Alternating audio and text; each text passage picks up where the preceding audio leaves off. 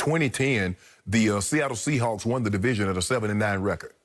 Skip, here's Philly's next 5 opponents. At San Francisco, at Pittsburgh, Baltimore at home, the Giants, Dallas. Washington has Baltimore on Sunday, the Rams, the Giants, Dallas, the Giants.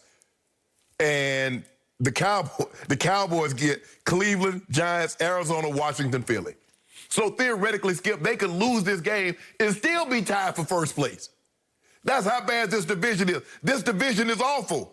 So all you care about, yes, Skip, yes, you want to get on the right track. Yes, you would like to be 500 at the quarter pole. But it's not a make or break. I can see if you're in one of these, you're in one of these, say you're in the NFC North with Green Bay, and you don't want to get Green Bay to get too far ahead of you. Oh, you're the AFC East. But you're in the NFC East. That division is terrible, Skip. Mm-hmm. You know that, I know that. Oh, I know it. I know it better than you know it. So for them, yeah, you want to win the game. Skip, you want to get the taste of losing because theoretically you know you should be over, but you found a way to win one ball game. And so and so for me, Skip, I don't think it's a must win. I know it's not a must win, not at the quarter pole when the division is so terrible. But the Cowboys defense, Skip, they're going to have to play better. They're 30th in scoring D, 28th in pass D, 23rd in rush D, and they only have 2 takeaways. Only 2 teams have fewer takeaways, the Jets and the Jags. Skip, that's a list you never want to be on. If you're on a list with the Jets and the Jags, Skip, you're not very good. Jerry Jones is not paid this kind of money, does not bring in this kind of coach, have this kind of turnover, pay the amount of money that he's paying to his players to be on a list with the Jets and the Jags. Well, that's where they are right now. So for me, Skip, it's not a make or break. But old Shake and Bake coming to town. And Myles Garrett going to get him a couple sacks. I can see 2.5 sacks, forced fumble, couple of tackles for losses. Odell and Jarvis break out of their slumps. Get big. Oh, they licking their chop. Like you told me how Dak was licking his chop and CD was licking his chop going to Seattle. Odell and Jarvis and them and Hooper like, money, money, yeah, yeah. Yep. You are right about everything you just said. But you don't look at it the way I look at it. So now it's my turn. For me, this is from my point of view, this is make or break, do or die. This Sunday at Jerry World, 1 o'clock Eastern, noon Central Time, 10 a.m. here on the West Coast. Be there, because this is it for me. And I'll tell you why. I'm talking about if this team is what I thought it was before the year started,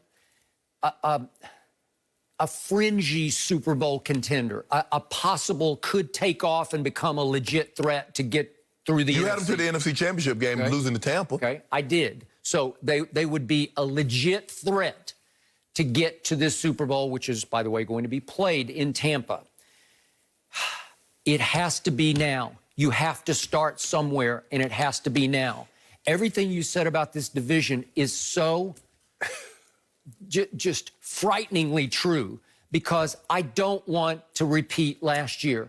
Last year, I just wanted my team to be put out of its misery, and the Eagles and the Giants and the Redskins could not put Dallas out of its misery last year. Dallas went 8-8, but hung right in the division race until almost the last drop, which was at Philadelphia, the game before the last game. Yep. And if they win it, they win the division, right? Yep. And 9-7 wound up winning the division. It's wrong. It's not what I had in mind. I don't want to have to root for a default division winner. I don't want to have to root for a counterfeit playoff team that I'll know in my heart of hearts it's got no shot. I don't want to see, let's say, New Orleans. Let's say New Orleans is the wild card team out of the South. Right. I don't want New Orleans to come to Dallas for a playoff game, first-round playoff game. Obviously, it'd be on wild card weekend. Right. Is that how it's going to work with the new team? I guess so. And because you only have one bye. Only the number 1 seed will get a bye. So, all right, so let's just say, for sake of argument, New Orleans comes to Dallas for a playoff game. Dallas gets a home playoff game, going 8-8, winning the division, surviving the division. Right. Then watch what'll happen. New Orleans will go up 30-3, and then Dak will get hot. He'll bring them all the way back, and they'll lose 38-35 to Drew Brees. Right. I don't want to watch it. I can't. My heart can't take it anymore. my soul can't take it anymore. I'm sick and tired of this 8-8-ishness. It's hard to watch. It's hard to watch the all-time dramatic comeback in Seattle fail. Right. And it's hard to watch them, by miracle, pull out a win against Atlanta they did not deserve. Right. They didn't play well enough to beat Atlanta. It's hard to watch them come back on the Rams and then get burned and robbed by a bogus push-off offensive pass interference. They lost. They came to your restaurant after the game. They took the L. And I can't defend it because it happened. Right. It's on the one-loss record right now. They are 1-2. And to your point, the Giants are 12.5-point underdogs. 12.5-point underdogs. Where are they? At the Rams. Rams. At the Rams. Okay, 12.5. Think about this. They're 12.5. The Rams aren't that good, are they? Washington at home is a 13-point dog to Baltimore. Yeah. And the Eagles are a 7-point underdog at San Francisco, which is without its starting quarterback. Right. Really? Yeah. Your team, the Eagles, should be without its starting quarterback because Jalen Hurts should be starting, but that's a whole nother issue. But my point is, what do you think is going to happen after Sunday? All three of those teams are going to lose. Yeah. Want to bet on it? Yeah. If you ever want to bet a trifecta, bet against those three. I'm not talking about the points, but just all three, they will lose their games. And so watch what will happen. The Giants will end up by Monday 0-4. Washington will be 1-3. The Eagles will be 0-3-1. And Dallas will be what? Well, they better be 2-2. my point to you is, I'm talking about the psyche of a football team.